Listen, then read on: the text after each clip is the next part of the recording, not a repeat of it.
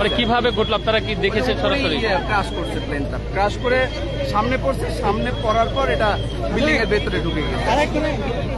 মানে সামনে যেটা ওই মেইন যে তেলের ট্যাঙ্ক যেটা থাকে পেছনে, তো ওটা ধাক্কা লাগছে হলো ইয়ের সাথে, পেছনের ওয়ালের সাথে ওয়ালটা ভেঙে যায় ভেতরে ঢুকে গেছে। কখন জানতে পেরেছেন এই ঘটনাটা? আমার ছেলে বাসায় চলে গেছিল, আবার আসে কেন আসছে?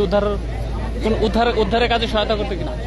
দর্শক, এই মুহূর্তে রয়েছি উত্তরা এবং সেখান থেকে আপনাদেরকে সরাসরি দেখানোর চেষ্টা করছি। একটু দেখতে পাচ্ছেন যে কিছুক্ষণ আগেই কিন্তু এখানে যে একটি প্লেন যে দুর্ঘটনাটি ঘটেছে সেটির সর্বশেষ কিন্তু আমরা এই মুহূর্তে আপনাদেরকে যে জানানোর চেষ্টা সেটি কিন্তু করছি। দর্শক, এই মুহূর্তে রয়েছি উত্তরার যেই মেট্রো রেলের যেই স্টেশনে রয়েছি সেটি জানানোর চেষ্টা করছি। দর্শক, একটু জানিয়ে রাখতে চাই যে এই মুহূর্তে কিন্তু দেখতে পাচ্ছেন যে কিছুক্ষণ আগে কিন্তু বিমানটি সেখানে ক্র্যাশ করেছে। সেখানে কিন্তু আরেকটি উদ্ধারকারী হেলিকপ্টার কিন্তু এই মুহূর্তে আমরা সেখানে দেখতে পাচ্ছি। দর্শক, দেখতে পাচ্ছেন, আপনাদেরকে যদি একটু সরাসরি দেখানোর চেষ্টা করি, এই মুহূর্তে কিন্তু দেখতে পাচ্ছেন সেই বিমানটি কিন্তু সেখানে এসে দর্শক দেখানোর চেষ্টা করছে। এই মুহূর্তে কিন্তু দেখতে পাচ্ছেন সেখান থেকে কিন্তু যেই আহত যারা রয়েছে তারা কিন্তু এই মুহূর্তে সেখান থেকে আহত নিহত হচ্ছে সেই সদস্যদেরকে কিন্তু ঠিক এখান থেকে কিন্তু সরিয়ে নেওয়ার যে চেষ্টা সেটি কিন্তু চলছে। দর্শক,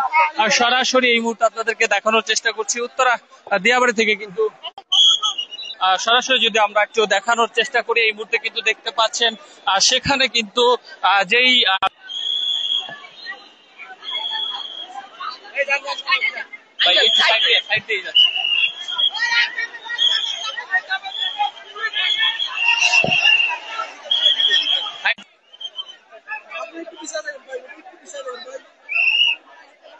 দর্শক, আমরা এই মুহূর্তে ঠিক যেই মাইলস্টোন স্কুল অ্যান্ড কলেজটি রয়েছে দেখছেন, আমরা কিন্তু মাইলস্টোন স্কুল কলেজের যেখানে যেই বাংলাদেশ বিমান বাহিনীর যেই J7 বিমানটি যেখানে কিন্তু বিধ্বস্ত হয়েছে ঠিক সেখানকার দ্বার প্রান্ত থেকে কিন্তু আমরা আপনাদেরকে দেখানোর চেষ্টা করছি। এবং সেখানে কিন্তু সিভিল ডিফেন্সের যে ফায়ার সার্ভিসের যে গাড়িটি রয়েছে সেটিও কিন্তু সেখানে রয়েছে এবং সেখান থেকে কিন্তু সরাসরি আপনাদেরকে